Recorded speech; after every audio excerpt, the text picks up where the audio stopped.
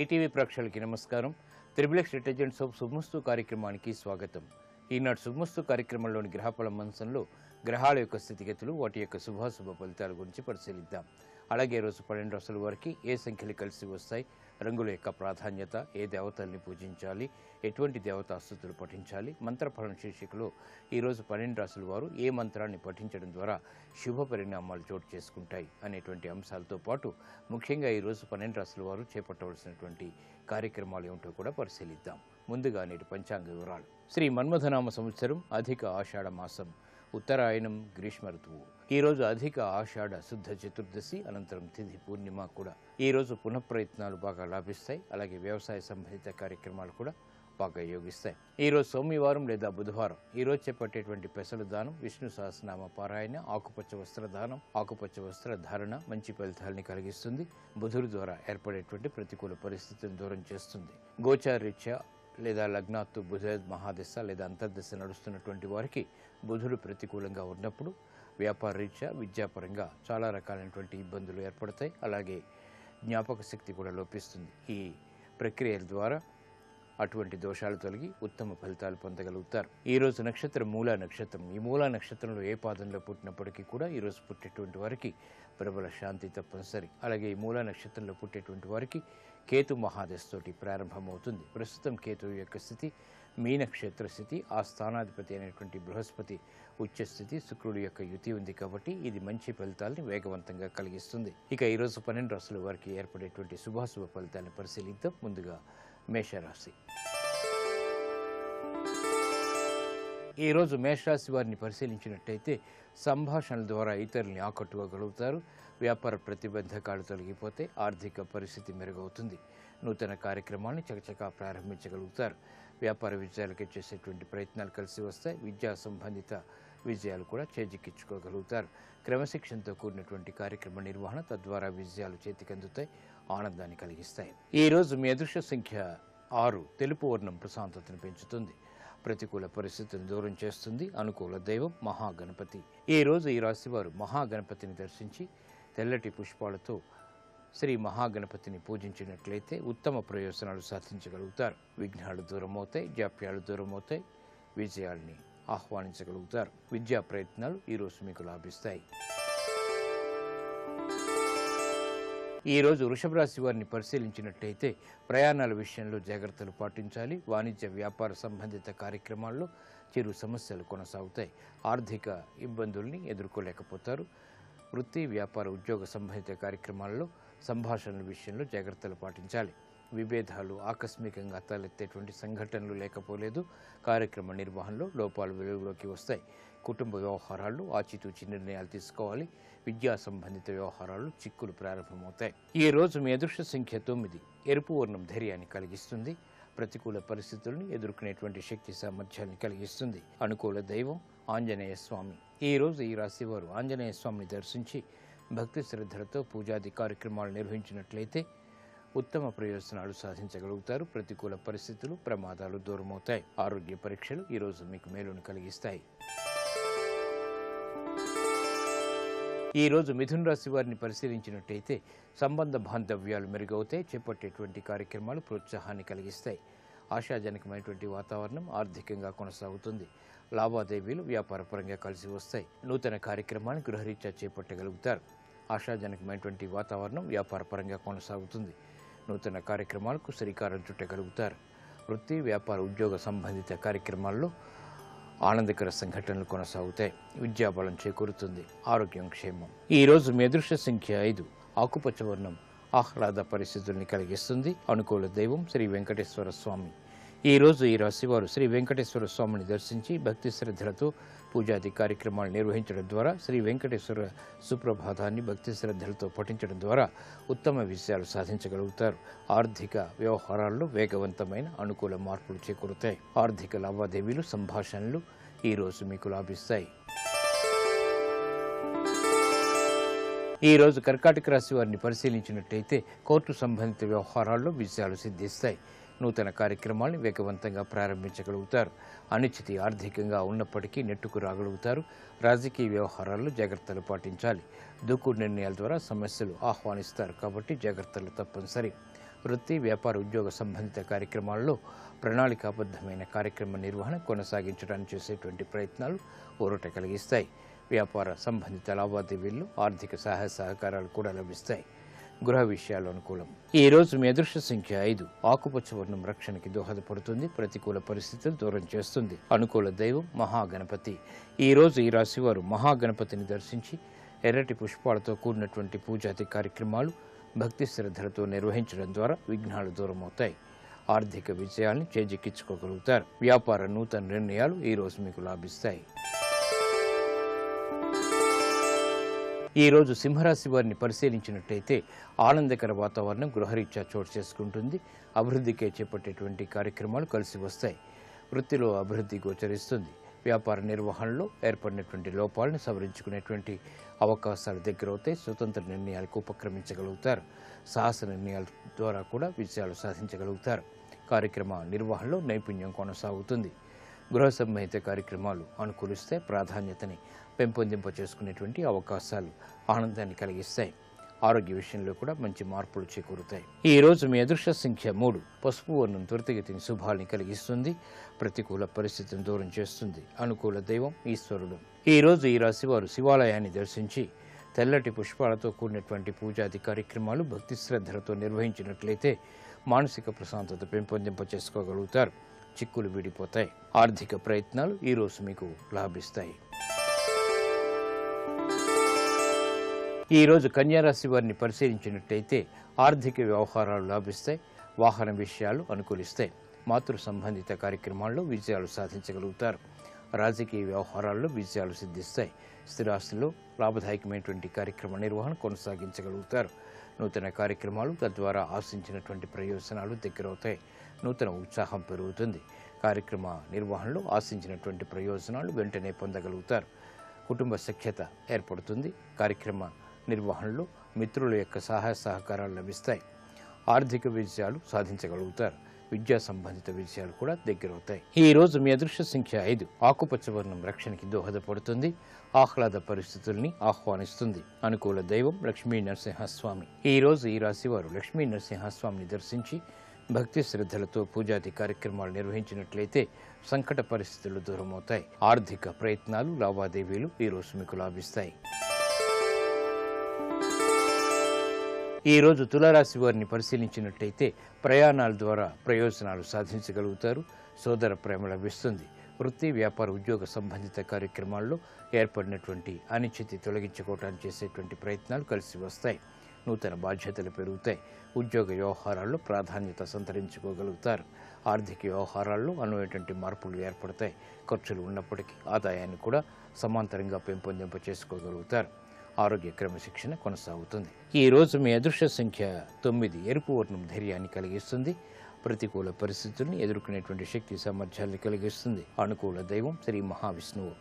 ఈ రోజు ఈ రాశివారు శ్రీ మహావిష్ణువుని దర్శించి భక్తి శ్రద్ధలతో పూజాది కార్యక్రమాలు నిర్వహించడం ద్వారా, విష్ణు సహస్రనామాన్ని భక్తి శ్రద్ధలతో పఠించడం ద్వారా ఏలినాడ్సిన ద్వారా ఏర్పడేటువంటి అతి ప్రతికూలత దూరమవుతుంది. ఆహ్లాద పరిస్థితులు ఆర్థికంగా చోటు చేసుకుంటాయి. ఉద్యోగ ప్రయత్నాలు ఈ రోజు మీకు లాభిస్తాయి. ఈ రోజు వృశ్చిక రాశి వారిని పరిశీలించినట్లయితే ఆదాయం పెరుగుతుంది. గతంలో కన్నా మెరుగైనటువంటి పరిస్థితులు ఆర్థికంగా ఆనందాన్ని కలిగిస్తాయి. ప్రతికూల పరిస్థితుల్ని సడలించుకోగలుగుతారు. వ్యాపార అభివృద్ధికి చేపట్టేటువంటి కార్యక్రమాల్లో ఏర్పడినటువంటి విఘ్నాల్ని సడలించుకునేటువంటి ప్రయత్నాలు కలిసి వస్తాయి. నూతన బాధ్యతలు పెరుగుతాయి. అయినప్పటికీ సక్రమ నిర్వహణ కొనసాగించగలుగుతారు. స్థిరాస్తి విషయాల్లో ఏర్పడినటువంటి విభేదాలు వీడిపోతాయి. ఆరోగ్య విషయంలో ప్రతికూలత తగ్గుతుంది. ఈ రోజు మీ అదృష్ట సంఖ్య 6. తెలుపు వర్ణం ప్రశాంతతను పెంచుతుంది. ప్రతికూల పరిస్థితులను దూరం చేస్తుంది. అనుకూల దైవం సుబ్రహ్మణ్య స్వామి. ఈ రోజు ఈ రాశి వారు సుబ్రహ్మణ్య స్వామిని దర్శించి భక్తి శ్రద్ధలతో ఎర్రటి పుష్పాలతో కూడినటువంటి పూజాది కార్యక్రమాలు నిర్వహించినట్లయితే మనోభీతి పోతుంది. జన్మశని ద్వారా ఏర్పడేటువంటి ఆరోగ్య ప్రతికూలత తగ్గుతుంది. లాభదాయకమైనటువంటి కార్యక్రమ నిర్వహణ కొనసాగించడానికి కావాల్సినటువంటి శక్తి సామర్థ్యాలు లభిస్తాయి. విదేశీ సంబంధిత లావాదేవీలు, సంభాషణలు ఈ రోజు మీకు లాభిస్తాయి. ఈ రోజు ధనుసు రాశి వారిని పరిశీలించినట్లయితే అలంకరణకి ప్రాధాన్యతనిస్తారు. నూతన ఉత్సాహం పెరుగుతుంది. శోభతో కూడినటువంటి కార్యక్రమ నిర్వహణ వాణిజ్యపరంగా కొనసాగించగలుగుతారు. ఉద్యోగ వ్యవహారాల్లో ఏర్పడినటువంటి చిక్కులు దూరం అవుతాయి. నూతన కార్యక్రమాలను గృహరీత్యా ప్రారంభించగలుగుతారు. అభివృద్ధికి చేపట్టేటువంటి కార్యక్రమాలు విద్యాపరంగా కలిసి వస్తాయి. ఆత్మవిశ్వాసాన్ని పెంపొందింప చేసుకునేటువంటి అవకాశాలు దగ్గరవుతాయి. ఆనందకర సంఘటనలు గృహంలో కొనసాగుతాయి. ఈ రోజు మీ అదృష్ట సంఖ్య 2. తెలుపు వర్ణం ప్రశాంతతను పెంచుతుంది, ప్రతికూల పరిస్థితులను దూరం చేస్తుంది. అనుకూల దైవం ఆంజనేయ స్వామి. ఈ రోజు ఈ రాశి వారు ఆంజనేయ స్వామిని దర్శించి భక్తి శ్రద్ధలతో ఎర్రటి పుష్పాలతో పూజించినట్లయితే గ్రహ అతి ప్రతికూలతను దూరం చేసుకోగలుగుతారు. ప్రశాంత పరిస్థితుల్ని ఆహ్వానించగలుగుతారు. రుణ ప్రయత్నాలు ఈ రోజు మీకు లాభిస్తాయి. ఈ రోజు మకర రాశి వారిని పరిశీలించినట్లయితే ఆహ్లాద పరిస్థితులు ఆర్థికంగా చోటు చేసుకుంటాయి. శ్రమ అధికంగా ఉంటుంది. ప్రయాణాల విషయంలో జాగ్రత్తలు పాటించాలి. లేనిపోని అపోహల ద్వారా సమస్యలు ఎదురయ్యేటువంటి సంఘటనలు ఉన్నప్పటికీ, అసహనంతో కూడినటువంటి కార్యక్రమాల ద్వారా ఏర్పడినటువంటి సమస్యలు ఉన్నప్పటికీ నెట్టుకు రాగలుగుతారు. వృత్తి, వ్యాపార, ఉద్యోగ సంబంధిత కార్యక్రమాల్లో ఆశించినటువంటి ప్రయోజనాలు ఆలస్యంగానైనా పొందగలుగుతారు. ఆర్థిక వ్యవహారాలు యోగిస్తాయి. గృహ విషయాల్లో అనుకూలత కొనసాగుతుంది. ఈ రోజు మీ అదృష్ట సంఖ్య 9. ఎరుపు వర్ణం ధైర్యాన్ని కలిగిస్తుంది. ప్రతికూల పరిస్థితుల్ని ఎదుర్కోగలుగుతారు. అనుకూల దైవం శ్రీ మహాలక్ష్మి.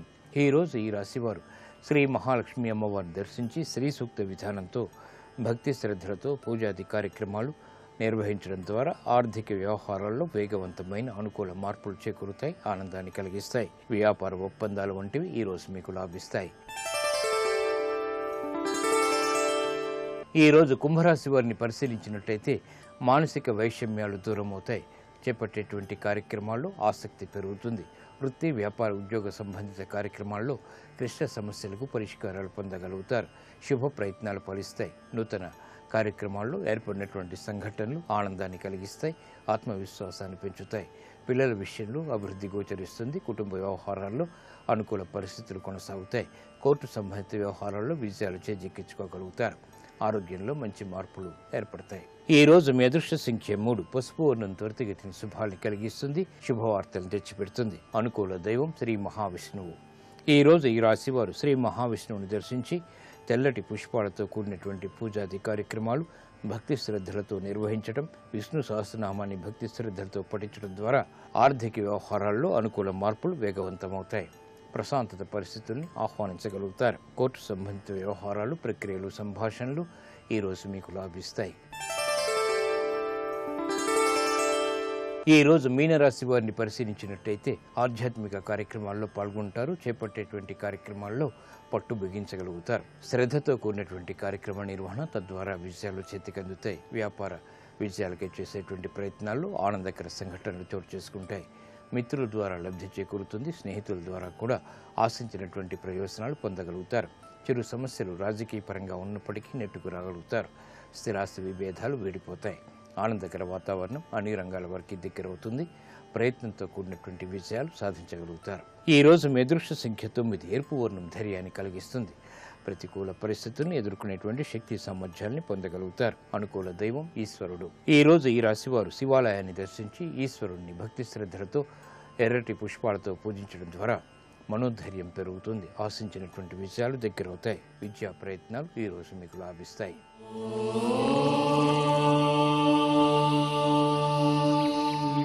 విద్యాపరమైనటువంటి వ్యవహారాల్లో విజయాలు సాధించడానికి, వ్యాపార నష్టాన్ని భర్తీ చేసుకోవటానికి ఈ రోజు 12 రాసుల వారు ఓం నమో భగవతే వాసుదేవాయ అనేటువంటి మహామంత్రాన్ని 11 సార్లు జపించడం ద్వారా ఆశించినటువంటి ప్రయోజనాన్ని పొందగలుగుతారు. కుటుంబ రీత్యా ఆనందకర సంఘటనలు చోటు చేసుకుంటే ప్రశాంత పరిస్థితులు ఆహ్వానించగలుగుతారు.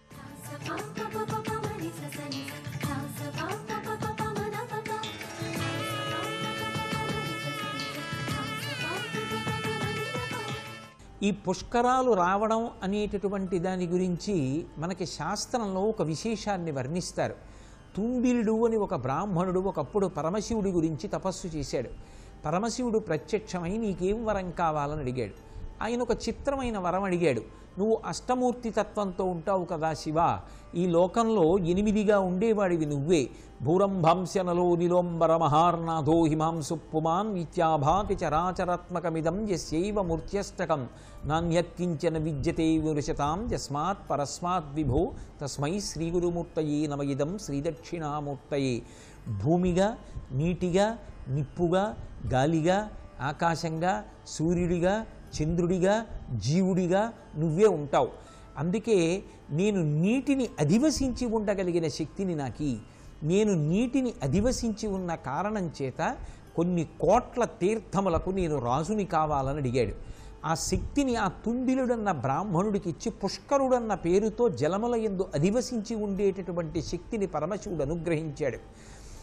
అంత గొప్ప శక్తి కలిగినవాడు పుష్కరుడు కనుక తన యొక్క సృష్టి కార్యంలో ఉపయోగపడతాడని చతుర్ముఖ బ్రహ్మగారు తన కమండలంలో ఉండేటటువంటి జలములలోకి పుష్కరుణ్ణి ప్రవేశపెట్టారు. గురుడు సింహరాశిలోకి ప్రవేశిస్తే గోదావరి నదికి పుష్కరాలు వస్తాయి.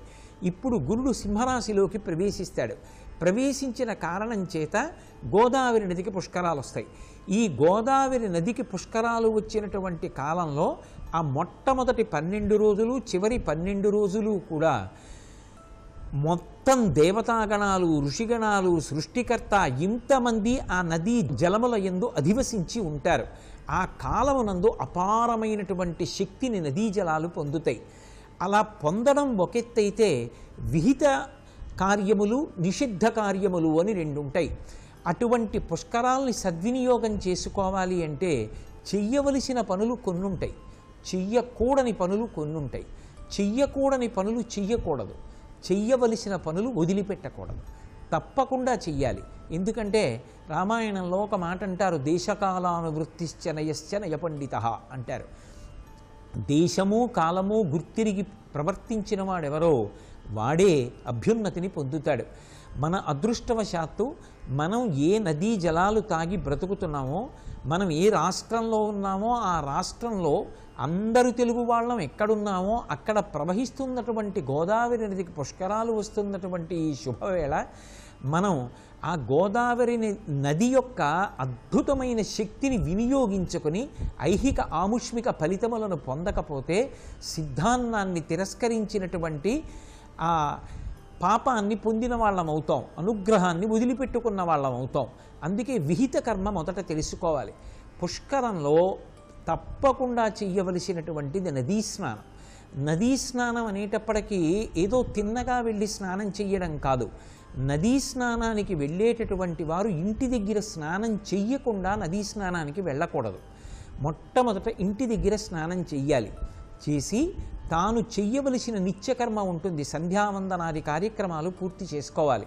అలాగే సంధ్యావందనం చేసే అధికారం లేనివారైతే సూర్యనారాయణమూర్తికి నమస్కారం చెయ్యాలి. చేసి అప్పుడు పుష్కర స్నానం చెయ్యడానికి వెళ్ళాలి. పుష్కర స్నానం చేసేటప్పుడు, నదీ స్నానం చేసేటప్పుడు 2 ప్రధానమైన జాగ్రత్తలు తీసుకోవాలి. తిన్నగా వెళ్ళి నదిలో స్నానం చెయ్యకూడదు. ఎందుచేత అంటే ఒకప్పుడు దధీచి మహర్షి యొక్క కుమారుడు తన యొక్క తండ్రి మరణానికి దేవతలే కారణము అనేటటువంటి ఒక అభిప్రాయంతో గొప్ప యజ్ఞం చేసి అందులోంచి ఒక కృత్యని సృష్టించి దేవతల మీద ప్రయోగించాడు. దేవతలందరూ వెళ్ళి పరమశివుడితో మొరపెట్టుకున్నారు. మొరపెట్టుకుంటే పరమశివుడు దధీచి మహర్షి యొక్క కుమారుడైన పిప్పలాదుణ్ణి పిలిచి, నీ తండ్రి దేవతలకు స్వచ్ఛందంగా తన యొక్క అస్తులను ప్రదానం చేశాడు. వాటితో దివ్యమైన ఆయుధములను వాళ్ళు తయారు చేసుకుని లోకంలో ధర్మాన్ని కాపాడుతున్నారు. నీ తండ్రి ఇష్టపడి ఇచ్చినటువంటి అస్తుల కోసమని నువ్వు కోపగించి ఇవాళ దేవతల్ని సంహరిస్తే నీ తండ్రి బాధపడతాడు. అందుకని ఆ కృత్యని ఉపసంహారం చేయమన్నారు. అంటే ఆ కృత్యని దేవతలని సంహరించవద్దని పిప్పలాదుడు ఉపసంహరించాడు. ఆ కృత్య అంది, నాకు చాలా ఆకలి ఉన్నది, ఇప్పుడు నేను ఎక్కడుండాలి అంది. సముద్రాన్ని, జలప్రదేశాల్ని దానికి స్థానంగా ఇచ్చారు. ఇచ్చి నీ ఆకలి తీరడానికి నీకు ఒక ఉపాయం చెప్తున్నాం. ఎవరైతే ఆచరించవలసిన విధానాన్ని ఆచరించకుండా స్నానం చేస్తారో వారికి రావలసిన పుణ్యాన్ని వారు గట్టెక్కగానే నువ్వు తినేయవచ్చు అన్నారు. అందుకే స్నానం చేసేటప్పుడు ఒక ప్రధానమైన జాగ్రత్త తీసుకోవాలి. ఒడ్డున ఇక నదిలోకి వెళ్ళి స్నానం చేస్తాం అనగా అంటే ముందు సంకల్పం చెప్పుకోవాలి కదా. సంకల్పం చెప్పుకోకుండా చేసిన స్నానాన్ని కాకి స్నానం అంటారు.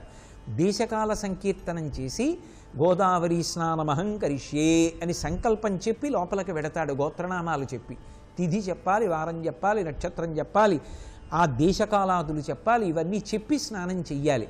ఒకవేళ అలా స్నానం చెయ్యడానికి మాకు దేశకాల సంకీర్తనం చెయ్యడం చేత కాదండి అన్న వాళ్ళ యొక్క ఉపయుక్తంగా అటువంటి వారికి ఉపకారం చెయ్యడం కోసం కొంతమందిని ప్రభుత్వం ఆ నదీ తీరాల్లో ఏర్పాటు చేసి ఆ బ్రాహ్మణుల వలన సహకారాన్ని పొంది ఎలా కల్పం ప్రకారం స్నానం చెయ్యాలో అలా చేసుకోవడానికి అవకాశాన్ని కల్పిస్తోంది అని ఈ మధ్య మనం పత్రికల్లో చదువుతున్నాం.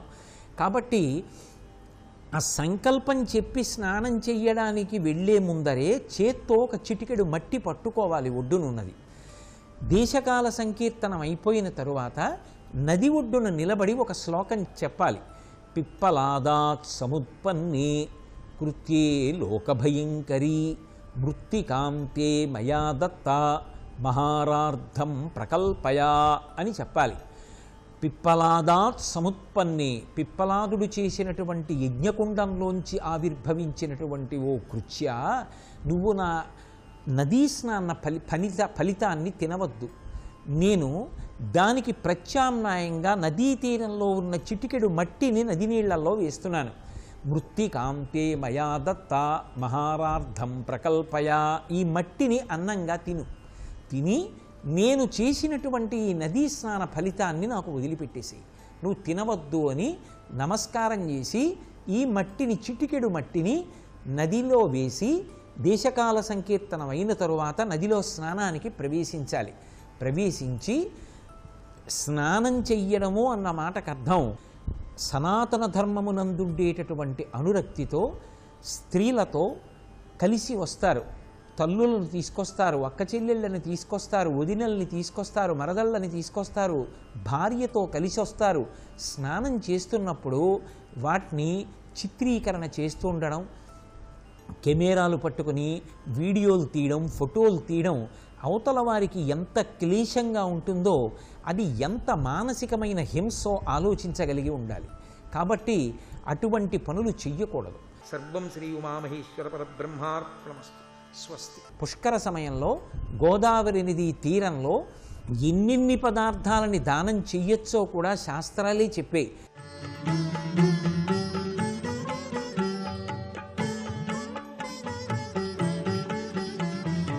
ఈటీవీ ప్రేక్షకుల నమస్కారం. ట్రిపుల్-ఎక్స్ డిటర్జెంట్ సోప్ శుభమస్తు కార్యక్రమంలో శుభనక్షత్ర వంశానికి స్వాగతం. ప్రధానంగా రాత్రి పూర్ణిమ కలిగినటువంటి రోజు ఈరోజు ఉదయం 9:30 వరకు చతుర్దశి, అక్కడి నుండి పూర్ణిమ ఘడియలు. ప్రదోషంలో పూర్ణిమ బుధవారంతో ఉండటం చాలా విశేషం. ఈరోజు చేసేటటువంటి దైవ ప్రార్థనలన్నీ సత్ఫలితాన్ని ఇస్తాయి. మూలా నక్షత్రంతో కూడి ఉండటం ద్వారాగా పురుషోత్తమ మాసం అవటం వల్ల ఆలోచన విధానం చక్కగా ఉంటుంది, మానసిక శక్తి విశేషంగా ఉంటుంది. ప్రతి వ్యక్తి చేసేటటువంటి ఆలోచన సద్భావనతో కూడి ఉంటుంది. బుధవారం బుద్ధికి విశేషము, బుద్ధి బలం పరిపూర్ణంగా సహకరిస్తూ ఉంటుంది. ఈ రోజున చేసేటటువంటి ఉద్యోగ వృత్తి వ్యాపార సంబంధమైనటువంటి ప్రసంగాలు సత్ఫలితాన్ని ప్రసాదిస్తాయి. రేపటి శుభ నక్షత్ర వంశాన్ని పరిశీలన చేసినట్లయితే గురువారము సూర్యోదయ సమయంలో పూర్ణిమ ఘడియలు ఉదయం 7:30 వరకు సంపూర్ణంగా ఉన్నాయి. అలాగే పూర్ణిమ ఆషాఢమాసం, అధిక మాసం, పురుషోత్తమ మాసం, బృహస్పతి వారం పూర్వాషాఢ నక్షత్రంతో కూడి ఉండటం ఎంతో విశేషాన్ని సూచిస్తోంది. అలాగే బ్రహ్మయోగంలో ఉన్నది బాలవకరణము. ఈ బ్రహ్మయోగము జ్ఞానానికి సంకేతం. బ్రహ్మయోగము బృహస్పతి వారం.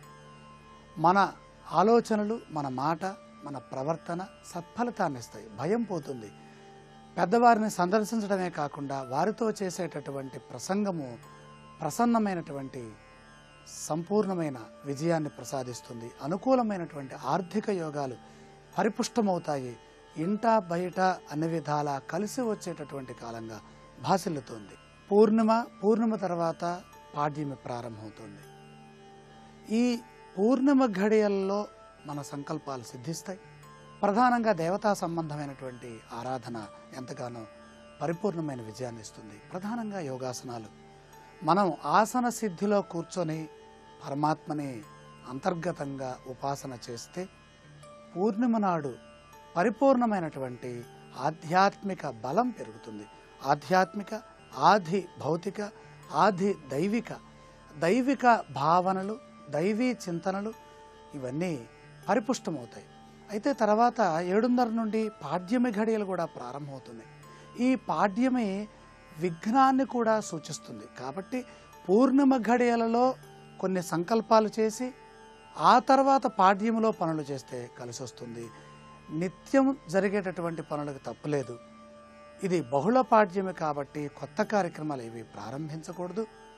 నూతన వ్యక్తులని కలిసేటప్పుడు మహాగణపతిని ధ్యానించడం, ఒక్కసారి బ్రహ్మయోగం ఉన్నది కాబట్టి బ్రహ్మని కూడా మనసులో స్మరించి ఇంట్లో పెద్దవాళ్ల యొక్క ఆశీర్వచనాన్ని సంపూర్ణంగా తీసుకొని మంచి భావనలతో ఇంట్లోంచి బయటకు వెళితే సత్ఫలితాలు వస్తాయి.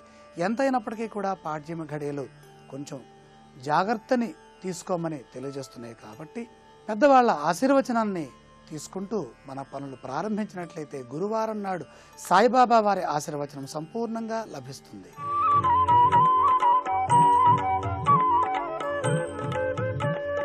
పేరులో పెన్నిధి అంశానికి స్వాగతం. తీతు తేతో విశాఖ. విశాఖ నక్షత్రంలో మొదటి పాదం తి అక్షరంతో ప్రారంభమవుతోంది. తి అక్షరంతో పేరు పెట్టుకునే వారి అదృష్ట భాగ్యసిద్ధి ఏ విధంగా ఉందో పరిశీలించేద్దాం.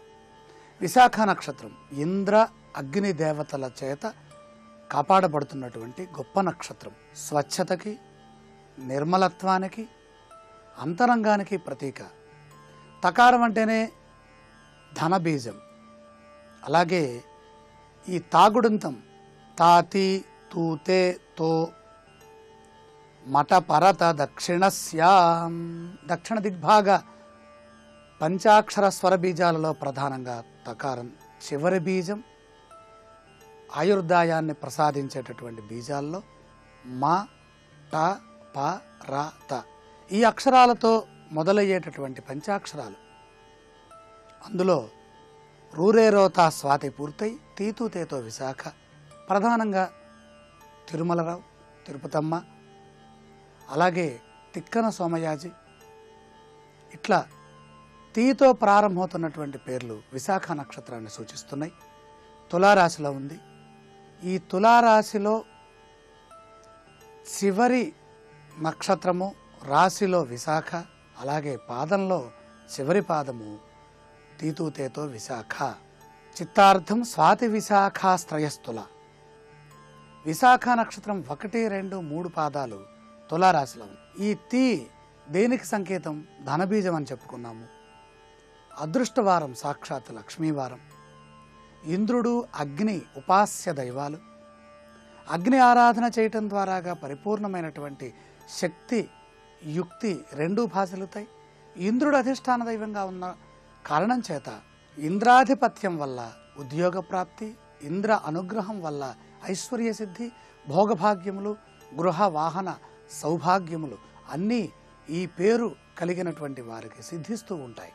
ప్రధానంగా పేరులో పెన్నది ఏం సూచిస్తుంది అంటే మన జీవిత భవిష్యత్తు ఏ విధంగా ఉంటుంది, జీవన విధానం ఎలా ఉంటుంది, ఐశ్వర్యం ఎలా ఉంది, ఐశ్వర్యం వృద్ధి చెందాలంటే ఏ దైవాన్ని ఉపాసించాలి, అదృష్టవారం ఏంటి, అదృష్ట వర్ణం ఏమిటి, ఏ వస్త్రాన్ని ధరిస్తే ఆ వస్త్రధారణ ద్వారా మన భావనలు, మన సంకల్పాలు, మన పూజ, మన ధర్మము, మన ఆలోచన, వివేకము, విశేషము ఇవన్నీ ఎలా ఉంటాయి. ఇందులో ఇక్కడ ఎరుపు వస్త్రాలు అలాగే అగ్నికి ప్రీతిగా సూచిస్తున్నాయి. అలాగే పసుపు వర్ణం వస్త్రాలు ఇంద్రప్రీతిగా సూచిస్తుంది. ఇలాంటి వస్త్రధారణ చేసి శుక్రవారం నాడు కనుక లక్ష్మీ ఆరాధన చేసినట్లయితే, అలాగే పేరులోనే అధిక శాతం ఈ తిరు శబ్దం ఉంటుంది కాబట్టి వెంకటేశ్వర స్వామి వారి ఆరాధన ఎంతగానో ఉపకరిస్తుంది. ఆయురారోగ్య ఐశ్వర్యాలు చక్కగా ఉంటాయి. వ్యాపార యోగం పరిపూర్ణంగా సిద్ధిస్తుంది. రేపటి శుభమస్తు కార్యక్రమంలో తు అక్షరంతో పేరు మొదలయ్యే వారి అదృష్ట భాగ్య సిద్ధి ఏ విధంగా ఉందో తెలుసుకుందాం.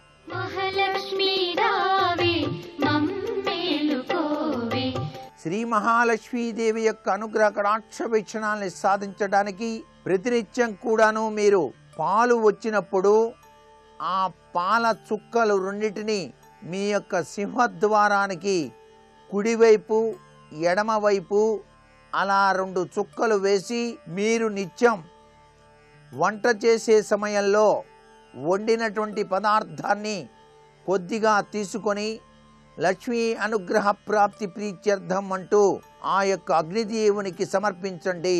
లక్ష్మీ కటాక్ష సిద్ధి కలిగి తీరుతుంది సుమా.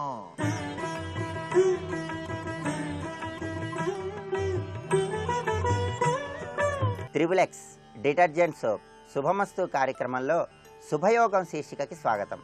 ఈ శీర్షికన 32 గణపతుల సమాహారంలో లక్ష్మీ గణపతిని, నృత్య గణపతిని ఎటువంటి విధి విధానాలతో పూజించాలో, తద్వారా ఎలాంటి ప్రయోజనాలను సిద్ధింపజేసుకోవచ్చో పరిశీలిద్దాం. సహజ సిద్ధంగా వ్యాపారస్తులు ఎవరైనా సరే వ్యాపారంలో అనూహ్యమైన రీతిలో విశేషంగా లాభాలను పొందటానికి, గృహంలో సభ్యులందరూ ఆనందదాయకంగా జీవితాన్ని కొనసాగించటానికి, అలాగే ఉద్యోగ సంబంధమైనటువంటి విషయాలలో ప్రమోషన్లను పొందటానికి, అనారోగ్య సమస్యలను నివారింపజేసుకోవటానికి కొన్ని ప్రత్యేకమైన విధి విధానాలతో బుధవారం నాడు లక్ష్మీ గణపతిని పూజించాలి. లక్ష్మీ గణపతిని ఎవరైతే పూజిస్తారో వాళ్ళ గృహం అష్టైశ్వర్యాలతో తులతూగుతుందని చెప్పడంలో ఏమాత్రం సందేహం లేదు. లక్ష్మీ గణపతి తెల్లటి రంగులో ప్రకాశిస్తూ వృత్తి వ్యాపారాలలో మనకి కార్యసిద్ధిని అనుగ్రహింపజేయటానికి సిద్ధి అనేటటువంటి అమ్మవారిని, దానికి కావలసినటువంటి బుద్ధిని మనకు కలిగింపజేయటానికి బుద్ధి అనే పేరు కలిగిన అమ్మవారిని, వీళ్ళిద్దరినీ కూడా తన 2 తొడల మీద కూర్చోబెట్టుకొని భక్తులందరినీ అనుగ్రహిస్తూ ఉంటాడు. లక్ష్మీ గణపతికి మొత్తం 8 చేతులు ఉంటాయి. ఈ 8 చేతులలో ఒక చెయ్యి వరద హస్తంగా ఉంటుంది. మిగిలిన 7 హస్తాలలో పాశము, అంకుశము, చిలుక, కల్పవృక్షం శాఖ, కమండలము, కత్తి, దానిమ్మ పండును ధరించి ఉంటాడు. ఈ విధంగా ఉన్నటువంటి లక్ష్మీ గణపతి చిత్రపటాన్ని బుధవారం నాడు పూజా మందిరంలో ఒక తెలుపు రంగు వస్త్రం మీద ఉంచి స్వామివారిని తెల్లటి పుష్పాలతో పూజించాలి. అలాగే స్వామివారి ప్రీతి కోసం గరికతో స్వామిని పూజిస్తూ సర్వ విఘ్నహరం దేవం, సర్వ విఘ్న వివర్జితం, సర్వసిద్ధి ప్రదాతారం లక్ష్మీ గణపతిం భజే అనే శ్లోకాన్ని చదువుతూ స్వామివారి ప్రీతి కోసం కుడుములు, ఉండ్రాళ్ళు నివేదించాలి. లక్ష్మీ గణపతి చిత్రపటం ముందు ఆవు నెయ్యి పోసి 5 ఒత్తుల దీపాన్ని వెలిగించాలి. లక్ష్మీ గణపతిని తెల్లటి పుష్పాలతో గరికతో పూజించిన తర్వాత ముద్ద కర్పూరంతో హారతి ఇవ్వాలి. స్వామివారి చిత్రపటానికి పూజ చేస్తున్నప్పుడు గులాబీ పూలమాల అలంకరించి గంధము, పసుపు కూడా స్వామివారి చిత్రపటానికి అలంకరించాలి. ఇలా ప్రత్యేకమైన విధి విధానాలతో లక్ష్మీ గణపతిని పూజించినట్లయితే వ్యాపారస్తులు వ్యాపార రంగంలో విశేషంగా రాణించవచ్చు. కోర్టు సంబంధమైనటువంటి వ్యవహారాలలో తప్పనిసరిగా విజయాన్ని సిద్ధింపజేసుకోవడానికి ఆస్కారం ఎంతగానో ఉంది. అలాగే దైనందిన జీవితంలో క్లిష్ట పరిస్థితులు ఎదురైనప్పుడు, ఒకేసారి ఎక్కువ పనులు నిర్వహించాల్సి వచ్చినప్పుడు, ఆ కార్యక్రమాలలో విజయాన్ని సిద్ధింపజేసుకోవటానికి, మనకి తక్షణమే తీరాల్సినటువంటి కోరికలు ఉన్నప్పుడు ఆ కోరికలు తీర్చుకోవటానికి, సంగీతం, నాట్యం లాంటి లలిత కళలలో విశేషంగా రాణించడానికి బుధవారం నాడు నృత్య గణపతిని ప్రత్యేకమైన విధి విధానాలతో పూజించాలి. ఈ నృత్య గణపతి పసుపచ్చటి బంగారపు రంగులో ప్రకాశిస్తూ ఉంటాడు. ఆయన 4 చేతులను కలిగి ఉండి 4 చేతులలో పాశము, అంకుశము, విరిగిన దంతము, గొడ్డలి ధరించి ఉంటాడు.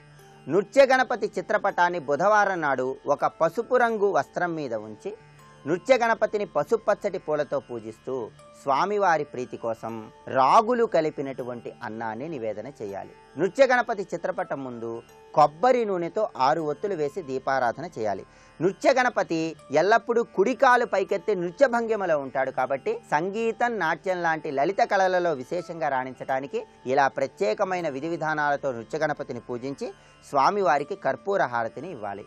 ఇలా దైనందిన జీవితంలో వృత్తి, ఉద్యోగ వ్యాపారాలలో విశేషంగా రాణించటానికి, సంగీతం, నాట్యం లాంటి లలిత కళలలో అనూహ్యమైన స్థాయిలో విజయాలను సిద్ధింపజేసుకోవటానికి, మానసిక ప్రశాంతతను పొందటానికి లక్ష్మీ గణపతిని, నృత్య గణపతిని ప్రత్యేకమైన విధి విధానాలతో పూజించినట్లయితే చక్కటి శుభ ఫలితాలను సిద్ధింపజేసుకోవచ్చు. వచ్చే బుధవారం శుభమస్తు కార్యక్రమంలో శుభయోగం శీర్షికన 32 గణపతుల సమాహారంలో మహాగణపతిని, హేరంబ గణపతిని ఎటువంటి విధి విధానాలతో పూజించాలో, తద్వారా ఎలాంటి ప్రయోజనాలను సిద్ధింపజేసుకోవచ్చో పరిశీలిద్దాం.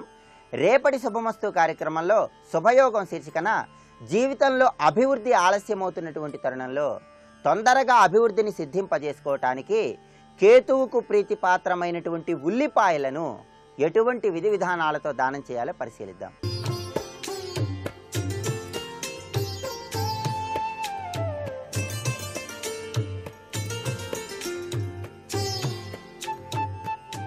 XXX డిటర్జెంట్ సోప్ శుభమస్తు కార్యక్రమంలో గృహబలం అంశానికి స్వాగతం. చక్కగా భగవంతుని యొక్క అనుగ్రహ కటాక్ష వీక్షణాలతో గృహ నిర్మాణం చేసుకున్నారు.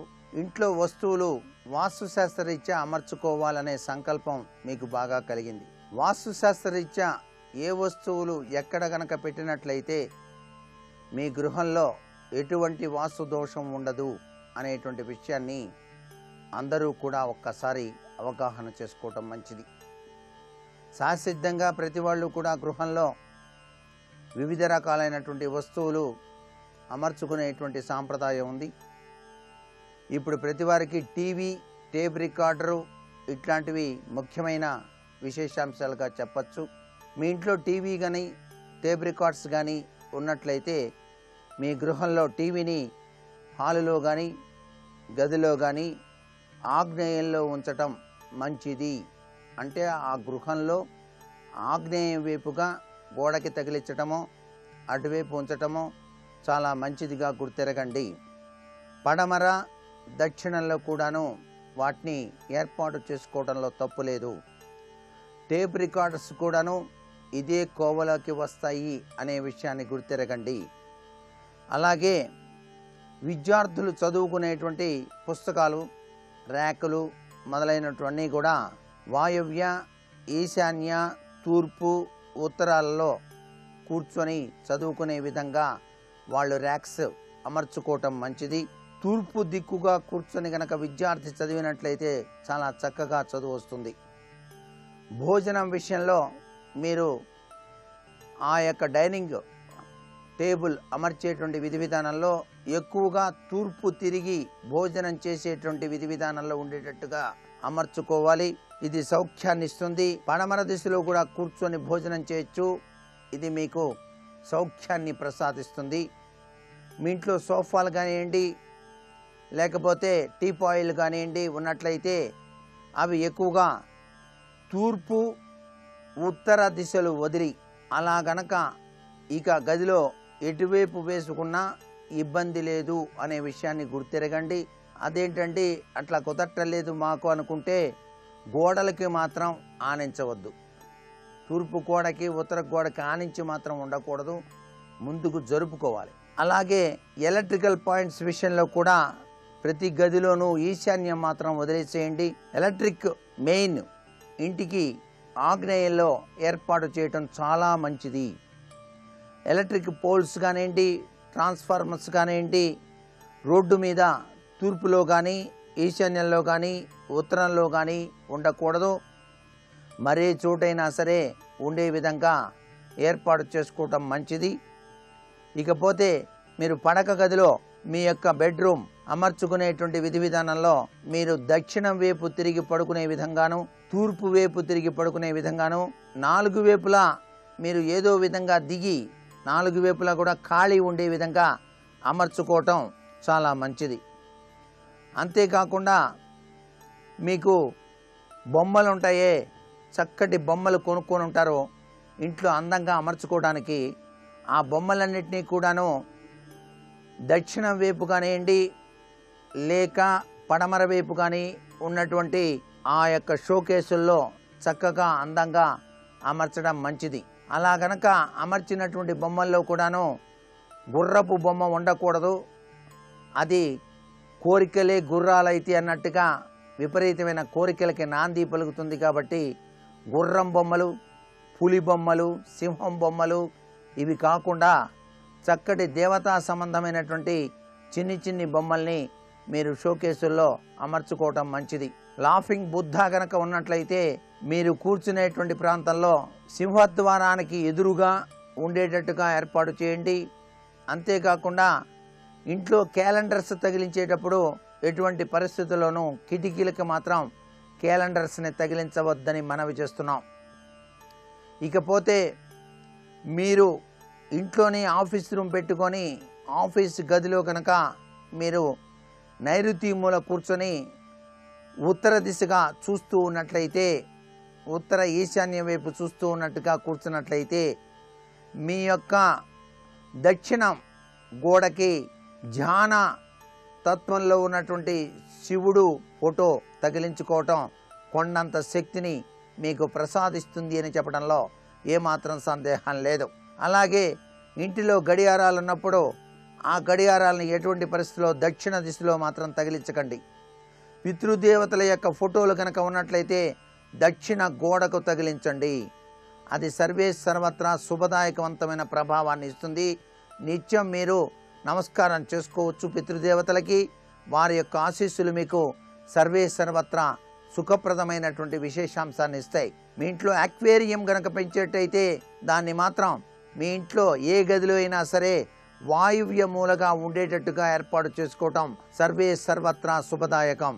ఇక గ్యాస్ స్టవ్, సిలిండర్స్ల విషయానికి వచ్చినప్పుడు గ్యాస్ స్టవ్ని తప్పనిసరిగా ఆగ్నేయ వంటగదిలో గోడకి తూర్పుకి ఆనించకుండా ముందుకి జరిపి పెట్టుకోవాలి. 2 సిలిండర్లు కనుక ఉంటే ఆ ఖాళీ సిలిండర్ అనేది నైరుతి మూలగా పెట్టండి. అంతేగాని సిలిండర్ పక్కన సిలిండర్ మాత్రం ఎప్పుడు ఉంచకండి అనే విషయాన్ని గుర్తుపెట్టుకోండి. ఫ్రిడ్జ్ గనక ఉన్నట్లయితే పడమర గోడకు ఆంచి తూర్పు చూస్తున్నట్టుగా వంటగదిలో మీరు పెట్టుకోవటం సర్వత్రా శుభదాయకం. ఇక పూజా మందిరం దగ్గరికి వస్తే పూజా మందిరంలో ఈశాన్య మూల ఆ మందిరాన్ని నిర్మించేటప్పుడు ఈశాన్యంలో కొద్దిగా ఖాళీ ఉంచి తూర్పు గోడకి ఆనకుండా ముందుకి జరిపి కొద్దిగా ఆ యొక్క పూజా మందిరాన్ని నిర్మాణం చేసుకోవటం, లేక పూజా మందిరాన్ని టేకుది కానివ్వండి, లేకపోతే చలువరాత్రి కానివ్వండి, లేక గంధపు చెక్కలతో చేసినటువంటిది కానివ్వండి, ఆ పూజా మందిరాన్ని మీరు ఏర్పాటు చేసుకోవచ్చు. ఆ పూజా మందిరంలో పెట్టేటువంటి విగ్రహాల విషయంలో మీ యొక్క బొటన వేలు సైజ్ అంత విగ్రహాలు మాత్రమే ఉండాలి. ఎక్కువ విగ్రహాలు ఎత్తైనవి మాత్రం ఉండకూడదు. ఫోటోలు అమర్చేటప్పుడు ఒకదానిపైన ఒకటి ఎక్కువైపోయినాయి కదా అని చెప్పేసి ఒక ఫోటో మీద ఒక ఫోటో పెట్టకూడదు. ఒక ఫోటో పక్కన ఒక ఫోటో పెట్టాలి. అది కూడాను ఈశాన్య మూల శివ కుటుంబం, మధ్యలో విష్ణు కుటుంబం అనేటువంటిది ఉండే విధంగా మీ యొక్క కులదైవం ఫోటో మధ్య భాగాన ఉండేటట్టుగా పెట్టాలి.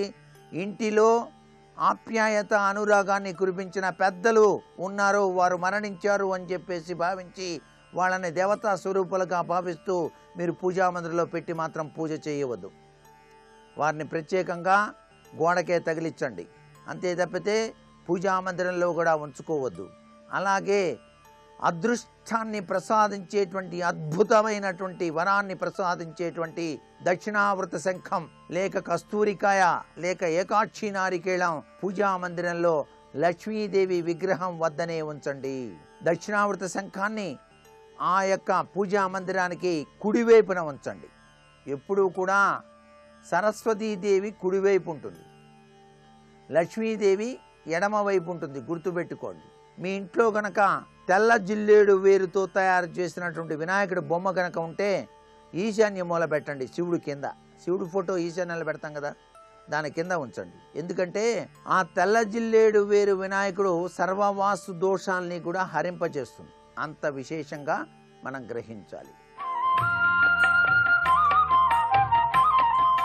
నేటి వాస్తు సందేహాన్ని గనక పరిశీలన చేసినట్లయితే వివాహంలో ఆటంకాలు ఏర్పడుతున్నాయి.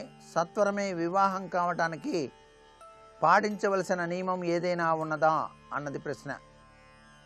వివాహంలో ఆటంకాలు ఎదుర్కొని వాటిని తొలగించుకొని సత్వరమే వివాహం కావటానికి ఎవరైనా సరే కుజతత్వ దోష నివారణ కోసం ఆంజనేయ స్వామిని ఆరాధన చేయటం మంచిది. సుబ్రహ్మణ్య ఆరాధన సర్వత్రా శుభాన్ని చేకూరుతుంది. మీకు వీలైతే 1/2 కిలో కందులు మంగళవారం నాడు తూర్పు దిశగా నిలబడి నదీ తీర ప్రాంతాల్లో కళ్యాణ ప్రాప్తి ప్రీత్యర్థం అని చెప్పేసి వదిలిన సత్వరమే వివాహానికి అనుకూలమైన వాతావరణం ఏర్పడుతుంది. వివాహం కావలసినటువంటి పురుషులు కానీ స్త్రీలు కానీ ఎవరైనా ఉంటే గోరింటాకు రుబ్బించి చిన్న పిల్లలకు అంటే 10 సంవత్సరాల లోపు బాలికలకు ప్రతి శుక్రవారం నాడు పిలిచి అమ్మవారుగా భావించి వారి చేతికి గోరింటాకు కనుక ఇచ్చినట్లయితే తప్పనిసరిగా వివాహ ప్రాప్తి సిద్ధించడానికి ఆస్కారం ఉన్నది. ఇలా 4 శుక్రవారాలు చేయాలి. విడివిడిగా 4 బాలికలకు ఇవ్వాలి. ఈ వారం ఒకళ్ళకి, మరొక వారం ఇంకొకళ్ళకి, అట్లా 4 శుక్రవారాలు ఇచ్చినట్లయితే సర్వే సర్వత్రా వివాహం కావటానికి అనుకూల పరిస్థితులు ఏర్పడతాయి సుమా. మరికొన్ని ముఖ్య విషయాలు రేపటి శుభమస్తు కార్యక్రమంలోని గృహబల వంశంలో తెలుసుకుందామా? మరి సర్వే జనా సుఖినో భవంతు. మీరు ఎన్ని ప్రయత్నాలు చేసినా స్వగృహం కొనుగోలు చేయలేకపోతున్నారా? స్వగృహ ప్రాప్తి కోసం ఇదిగో ఈ చిన్ని ప్రక్రియను పాటించండి. బుధవారం వేణుగోపాల స్వామి వారి విగ్రహానికి పంచామృతాలతో అభిషేకం చేయండి. వేణుగోపాల స్వామి వారికి అభిషేకం చేసిన తీర్థం కుటుంబంలో సభ్యులందరూ స్వీకరించండి. ఇలా చేస్తే చాలా త్వరగా స్వగృహం కొనుగోలు చేయడానికి అవకాశం ఎంతగానో ఉంది.